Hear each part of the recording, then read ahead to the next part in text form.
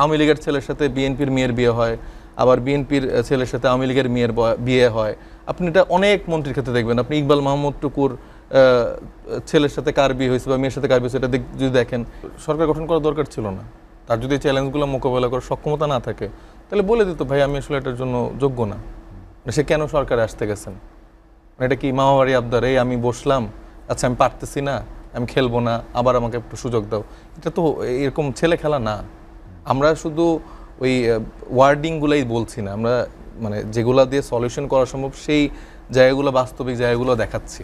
আমরা ছায়া বাজেট প্রস্তাব করছি, আমরা প্রত্যেকটা জায়গায়। কারণ আমাদের যেই তরুণরা আমরা আসলে রাজনীতি এসেছি বা দেশের বাইরে থেকে যারা উচ্চ শিক্ষার জন্য চলে গিয়েছিল, যারা বিভিন্ন পেশায় যুক্ত আছে, তারাও আমাদের সাথে যুক্ত হচ্ছে। কারণ তারা বাংলাদেশকে আসলে সেভাবে ধারণ করে। কারণ এই যে আমাদের রাজনৈতিক সংস্কৃতি, ধরেন খুব একটা সত্য একটা বাস্তবতা আমি বলি, এই যে বিএনপি এবং আওয়ামী লীগ, তাদেরকে আমরা এক করতে চাই না, কিন্তু আমার সমালোচকের কথায় অনেক কিছু আপনি খুঁজে পাচ্ছেন। যে এটা দেখেন যে তাদের মেন্টালিটির একটা সিমিলারিটির জায়গা। ধরেন তৃণমূলের নেতাকর্মীরা অনেক ত্যাগ করে, অনেক কিছু করে, এটা সেটা করে, কিন্তু যারা আপার টায়ারে থাকে, উপরের লেয়ারে থাকে, আমি ওনার কথা বলছি না, ধরেন আরও বড় পরিসরে যারা ক্ষমতার ভাগিদার, লাভবান হচ্ছে, ব্যবসা বাণিজ্য করছে, এদের মধ্যে কিন্তু একটা ব্রিজ অলওয়েজ থাকে। মানে এটা তার ছেলের সাথে তার মেয়ে না, আওয়ামী লীগের ছেলের সাথে বিএনপির মেয়ের বিয়ে হয়, আবার বিএনপির ছেলের সাথে আওয়ামী লীগের মেয়ের বিয়ে হয়। আপনি এটা অনেক মন্ত্রীর ক্ষেত্রে দেখবেন। আপনি ইকবাল মাহমুদ টুকুর ছেলের সাথে কার বিয়ে হয়েছে বা মেয়ের সাথে কার বিয়ে হয়েছে, এটা যদি দেখেন, এটা হচ্ছে যে আওয়ামী লীগ পরিবারের একজনের বিয়ে হয়েছে। তারপর আমার আসনের যিনি এমপি ছিলেন আওয়ামী লীগের, তিনি হচ্ছে যে এই শামা ওবায়দ, যিনি পররাষ্ট্র প্রতিমন্ত্রী, তার হচ্ছে ভাসুর, সে কয়েকদিন আগে ছাড়া পেয়ে গেছে। এবং এরকম আপনি ঘাটলে প্রত্যেকটা জায়গায় দেখবেন যে একটা সুসম্পর্ক। এবং তারা কিন্তু দেখবেন না যে অনেক বেশি সাফার করছে, মানে কেউ একদম মেরে ফেলছে, দু একজনের ক্ষেত্রে আছে। বেশিরভাগই নিচের টায়ারের, তারা আসলে কিছু বুঝে না, তারা হয় খাই করতে থাকে, হয় মারামারি করতে থাকে।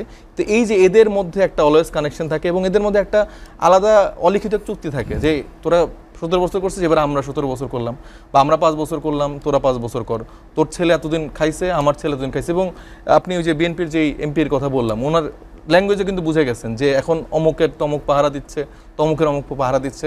তো এই যে তাদের মধ্যে যে একটা সামাজিক বন্ধন, সামাজিক ভালোবাসার জায়গা, এটার জন্য তো 17 বছর ধরে বিএনপি কিন্তু এই যে অ্যাজ এ বিরোধী দল সাকসেসফুল হইতে পারেন নাই। তাদের প্রত্যেকের অনেক ত্যাগ তিতিক্ষা আছে, আমার সম্মানিত আপার অনেক ত্যাগ তিতিক্ষা আছে। বিএনপির অনেক নেতাকর্মী জেল জুলুম খাটছে, গুম হয়েছে, হত্যার শিকার হয়েছে, কিন্তু আলটিমেটলি তারা বিরোধী দল হিসেবে, মানে রাজনৈতিক দল হিসেবে তারা কোনো আন্দোলন তো সফল করতে পারেনি। তারা এই যে আওয়ামী লীগের যে পতনের জায়গাটা, এটা তো তাদের নেতৃত্বে হয় নাই। এই জায়গাটা তারা আসলে এখনো অনেক ক্ষেত্রে মেনে নিতে পারে না যে অ্যাজ এ বিরোধী দল এটা তো তাদের জন্য একটা বড় লজ্জার জায়গা, বড় ব্যর্থতার জায়গা যে বাংলাদেশের মানুষ এতটা হতাশ হয়ে গেছে, এতটা মানে তাদের প্রতি ভরসা হারাই ফেলছে। এবং লাস্ট 24 পর্যন্ত বাংলাদেশের মানুষ একটা এক্সপেকটেশন নিয়ে রাখছিল যে বিরোধী দল হয়তো বা মানে এই যে ঈদের পরে যে তারা মাঠে নামার যে একটা আন্দোলনের কথা বলতো মির্জা ফখরুল ইসলাম আলমগীর সাহেব, সেটা হয়তো বা তারা দেখতে পারবে। কিন্তু আলটিমেটলি তারা দেখলো কি, ইউএসএর স্যাংশনের জন্য তারা অপেক্ষা করছে 24 ইলেকশন টাইমে। যে এখন তারা অনেক বড় বড় কথা বলে, কিসের জুলাই সনদ, তোমরা কি বোঝো, কিসের বাস্তবায়ন করবা? ভাই এই ছাত্র তরুণরা না নামলে, যারা রাস্তায় রাস্তায় দেয়ালে দেয়ালে লিখে রাখছিল যে বিকল্প চাই, দেশ সংস্কার চাই, রাষ্ট্র মেরামত চাই, দেয়ালে দেয়ালে আপনার সবকিছু লেখা ছিল, আপনি এই ম্যান্ডেট পড়েন নাই। আপনারা এই শুধুমাত্র নির্বাচনে জয়ী করে আপনি সালাউদ্দিন পুত্রর এই যে ব্যবসা বাণিজ্যকে আপনি হালাল করে ফেলতেছেন, এটার জন্য তো ছাত্র তরুণরা জীবন দেয় নাই। আপনি বলবেন না আমার ছাত্র দলের তো 400 মারা গেছে, 500 মারা গেছে। ভাই আপনাদের এইসব এই অ্যাঙ্গেলে আপনি দেখেন না, এটা কোনো রাজনৈতিক দলের ব্যানার আন্দোলন ছিল না। বাংলাদেশের মানুষের মানে রাগের জায়গা, ক্ষোভের জায়গা এবং ছাত্র তরুণদের উপরে যেই অত্যাচার করা হচ্ছিল। এবং আমরা বিগত সময়ে আমরা ছাত্র জীবন থেকে আমরা যতগুলো আন্দোলনের সাথে সম্পৃক্ত ছিলাম, ফ্যাসিবাদ বিরোধী আন্দোলন থেকে শুরু করে ভারতের আগ্রাসন বিরোধী আন্দোলনে, প্রত্যেকটা ইস্যু কেন্দ্রিক আমরা সবসময় মাঠে নামতাম। হয়তো আমরা 5 জন থাকতাম, 10 জন থাকতাম, 20 জন থাকতাম, 30 জন থাকতাম, কিন্তু মানুষ আস্তে আস্তে সম্পৃক্ত হয়েছে। মানুষ আস্তে আস্তে এই নাহিদ ইসলামদের মধ্যে আস্থা খুঁজে পাইছে যে বিরোধী দলের জায়গায় তারা ফাংশন করতে পারতেছে না। তারা শুধুমাত্র বলে ইস আমার যদি একটা নির্বাচন দেন আমি দেশ পাল্টায় ফেলবো। এই যে ইন্টারমিডিয়েট সময় তারা বলতো না যে শুধু নির্বাচন দেন, দেশে কোনো কিছু সমস্যা থাকবে না। তো এখন আবার এত সমস্যা কই থেকে তারা পাচ্ছে? এখন আবার সমস্যা সমাধানের জন্য নাকি আরো 5 বছর লাগবে। 5 বছর পর বলবে আরো 20 বছর আমাকে দেন, আমি ফ্যাসিবাদ কাঠামোটাকে আবার পুনর্গঠন করে ফেলছি। এই পুনর্গঠন করে সালাউদ্দিন আহমেদ, XYZ সবাই নতুন করে আবার স্বৈরাচারে ওই জায়গাটা আবার থাকতে পারবে। এবং তারেক রহমান সাহেবের সিনড্রোমগুলো আপনি দেখেন, সে মুখে বলতেছে যে আমি খুব সাদাসিধা জীবনযাপন করতেছি, আমি রাস্তা হেঁটে পার করলাম, আমি 150 টাকার দুপুরে লাঞ্চ করতেছি, আমি হচ্ছে যে তামিম ইকবালকে ভিডিও কলে বলছে এই না তামিম, ও তো চিটাঙের না, ও পুরা বাংলাদেশের, সরি ও তো বগুড়ার না, ও পুরা বাংলাদেশের। কিন্তু আবার আপনি মীর শাহ আলমকে দিয়ে বগুড়া বিভাগ বানায় ফেলতেছেন, সব কাজ বগুড়ায় নিয়ে ফেলতেছেন। আমি বলবো আমার সিরাজগঞ্জকে বিভাগ বানান, আমার সিরাজগঞ্জে আপনারা ফারাফার করেন। তো সেই জায়গাগুলো তো বোঝা যায়, মানে একটা সরকার প্রধানের ইন্টেনশন বোঝা যায়, তার আশেপাশে যেই লোকজনকে তারা রাখছে তাদের ইন্টেনশনগুলো কি পারপাস সার্ভ করতেছে।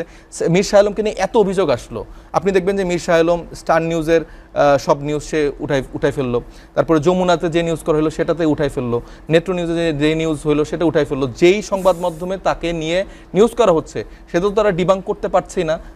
যদি অসত্য তথ্য হয়, মিথ্যা তথ্য হয়, আপনারা ডিবাঙ্ক করেন যে এটা মিথ্যা তথ্য, এটা আমার নামে হয়রানিমূলক কাজ করা হচ্ছে। তো সব কিছু মানে জনগণের সামনে স্বচ্ছভাবে যখন উপস্থাপন করা হচ্ছে, সেটাকে আপনারা বলছেন যে না আপনারা দেখেন দুর্নীতি প্রমাণ হোক। মানে এটা কেন আমরা দেখতে যাব কেন এখন? মানে আপনারা 5 বছর এরকম অন্যায় অবিচার জনগণের উপর করবেন, তারপর আবার বলবো যে হ্যাঁ আমি আবু সাইদের মতো করে আবার আমরা জীবন দিতে যাবো। দেখেন বারবার আমরা এটা এখন আর বলবো না যে আমরা বারবার রাজপথে রক্ত দেবো, রক্ত দেওয়ার দিন শেষ।